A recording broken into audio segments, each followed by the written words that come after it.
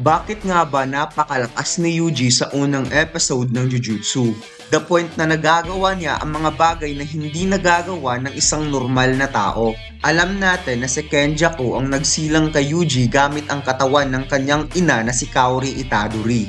Subalit ito ang tanong, talaga bang hindi alam ng tatay ni Yuji at ang kanyang grandpa na si Kenjaku ang gumagamit ng katawan ni Kaori Itadori? At bakit ang Itadori family ang kanyang pinili upang maging vessel ni Sukuna? Pwede naman siyang pumili sa ibang sikat na pamilya like Kamo Clan, Zenin Clan at Gojo Clan. At kailangan pa talaga niyang maging isang babae upang isilang ang magiging vessel ni Sukuna. Like parang first time niyang maging isang babae sa 1,000 years na pamumuhay niya. Well, malaking katanungan nito mga lods na meron talagang hindi kilalang pamilya sa current era na related sa pamilya ni Ryumin Sukuna. Nabanggit ni Gojo sa Jujutsu Kaisen movie kung saan si Yuta ang main character na silang dalawa ni Yuta ay related sa tatlong vengeful spirit sa panahon ng Heian era na si Sugawara no Mechizen, ang isa sa pamilya na gustong pabagsakin ang King of Curses Ryumin Sukuna.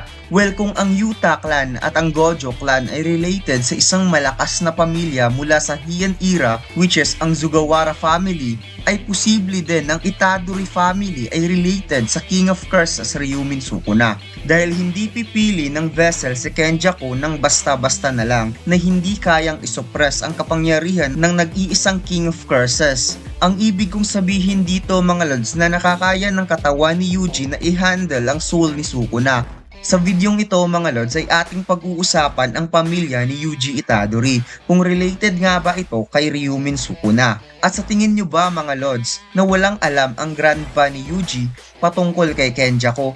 Duda ako dito sa episode 1 dahil palagi niyang nire-remind si Yuji na tumulong sa kapwa at maging masaya ito habang buhay pa, na parang alam niya na balang araw ay kukunin ni Sukuna ang kanyang katawan upang maging vessel at muling maghari ang King of Curses for a new era.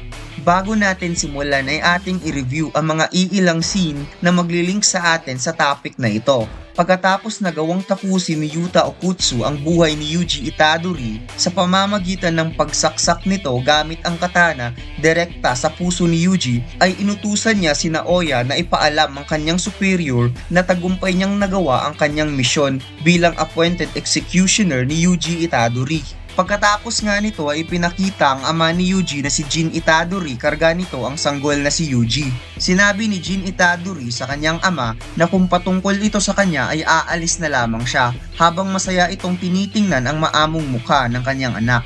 Tugon ng grandpa sa ama ni Yuji na hahayaan niyang mamuhay sa kahit anong paraan basta iiwan niya lang ang babaeng yan dahil kung hindi ay posibleng mamamatay siya.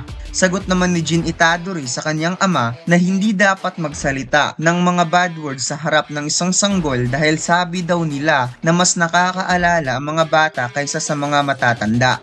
Pagkatapos ay nagalit nga dito ang grandpa ni Yuji at sinabing alam niyang gustong magkaroon ng anak si Jin. Subalit hindi daw ito nangyari kay Kaori at gusto sanang sabihin ng grandpa ni Yuji ang dahilan kung bakit namatay si Kaori. Subalit biglang dumating si Kaori Itadori na may stitches sa noo na ang babaeng ito ay ang ina ni Yuji na pagmamay-ari na ni Kenjaku.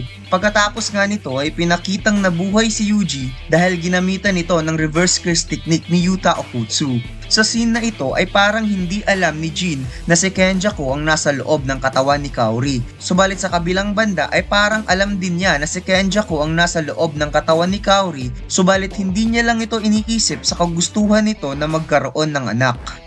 Sa case naman ng grandpa ni Yuji ay clearly na alam niya na si Kenjaku ang nasa loob ng katawan ni Kaori dahil gusto niyang ilayo si Jin kay Kenjaku. Kaya masasabi kong isang sorcerer ang grandpa ni Yuji sa case na alam niya ang patungkol kay Kenjaku at alam din niya kung ano ang dahilan ng pagkamatay ni Kaori Itadori. In this scenario ay parang ipinapakitang hindi nagkaroon ng anak si Jin at Kaori bago naging vessel ni Kenjaku ang katawan ni Kaori. Kaya maaaring pinatay ni Kenjaku si Jin kung kaya ang lolo na lamang ang naiwang pamilya ni Yuji.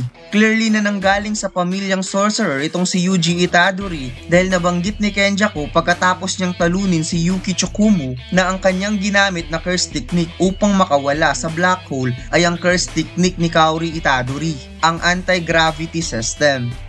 Sobrang ganda talaga ng 6-Eye Gojo t-shirt design natin mga lods at sobrang dami nang nag-order nito. Sino ba naman ang hindi gustong mag-order sa sobrang angas ni Gojo? At mayroon tayong bagong t-shirt design na i-release this month. Jujutsu Kaisen, Gojo X Sukuna at One Piece Sun God Nika. Kaya sa mga gustong mag-order, check nyo na lang ang link sa description o comment section. So posibleng ang pamilya ni Yuji ay isang malakas na sorcerer dahil ito ang napili ni Kenjaku upang magkaroon ng vessel si Sukuna. At hindi naman siguro pipili ng mahinang pamilya si Kenjaku na hindi kayang masuppress ang kapangyarihan ni Sukuna.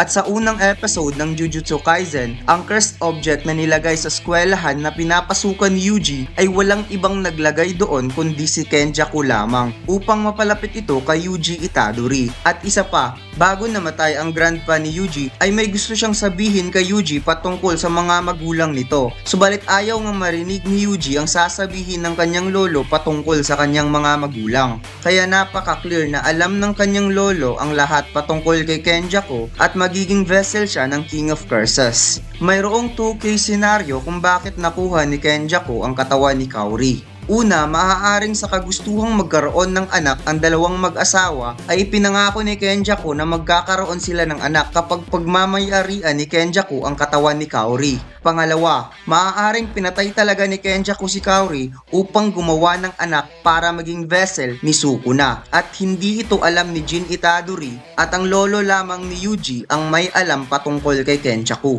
Kung hindi galing sa pamilya ni Sukuna ang Itadori clan, ay posibleng may ginawa si Kenjaku upang magkaroon ng superhuman strength si Yuji para masuppress nito ang kapangyarihan ni Sukuna. Subalit kung kaya itong gawin ni Kenjaku, ay bakit pinili niya ang Itadori family kung pwede naman itong gawin sa iba, diba? Kaya malaking posibilidad na related ang Itadori family kay Ryumin Sukuna mula sa Heian era. Ang mga patunay kung bakit si Yuji ay descendant ni Sukuna dahil sa unang episode ng Jujutsu Kaisen ay nabanggit ni Megumi na 1 in a million chance ang soul ni Sukuna ay muling ma-reincarnate, otherwise ay malalason lamang si Yuji na pwede niyang ikamatay. Subalit si Yuji ay hindi nga katulad ng iba dahil naging compatible ang soul ni Yuji sa soul ni Sukuna. Isa pang patunay na hindi talaga natin maitatanggi na mapag-usapan ang mukha ni Yuji at ni Sukuna ay napaka-resemblance sa isa't isa. Ang kaibahan nga lang, ang mukha ni Sukuna ay may special curse mark at ito pa mga lods, hindi ko alam kung ako lang ang nakapansin nito noong si Yuji ang vessel ni Sukuna ay kamukha ang dalawa. Subalit noong nakuha ni Sukuna ang katawan ni Megumi ay bakit magkamukha pa rin itong si Yuji at Sukuna. Ang naiba nga lang ang kulay ng buhok at yung katawan ni Megumi ay parang nagbago na rin, nag-turn into Sukuna's body. Dahil as of Mahito, kung ano ang form ng soul ay magiging ganun din ang body. Kaya ito siguro ang dahilan kung bakit nagbago ang katawan ni Megumi halos lahat except sa buhok. Since nangingibabaw nga ang soul ni Sukuna sa katawan ni Megumi, kaya hindi pa rin nailalayo ang mukha ni Sukuna sa mukha ni Yuji, kahit ang vessel ni Sukuna ay si Megumi. Kaya kumuha ako ng picture ni Megumi at nilagyan ko ng special curse mark at ito yung resulta mga lods. I mean, hindi naman sa mukha lamang ang binabasihan ko. However, the fact na si Yuji ay mayroong superhuman strength sa unang episode pa lamang ay masasabi mo talagang meron itong kakayahan na meron din si Ryumin Sukuna. The fact na ang Itadori family ang pinili ni Kenjaku upang magsilang para maging vessel ni Sukuna. The fact na sa chapter 238 ay parang ipinapakitang unti-unti nang natututunan ni Yuji ang curse technique ni Sukuna at mayroong part doon na parang ginaya ni Yuji ang original form ni Mahito na kayang baguhin ng form ng katawan sa pamamagitan ng pagbago ng soul sa form nito. At alam naman natin na binasa ni Yuji ang research book ni Yuki Tsukumo patungkol sa soul, kaya siguradong alam na ni Yuji kung paano ito gagamitin. Lalo na ipinapakita na marunong na siya makipag soul swap sa ibang sorcerer. At yun lang mga lods, salamat!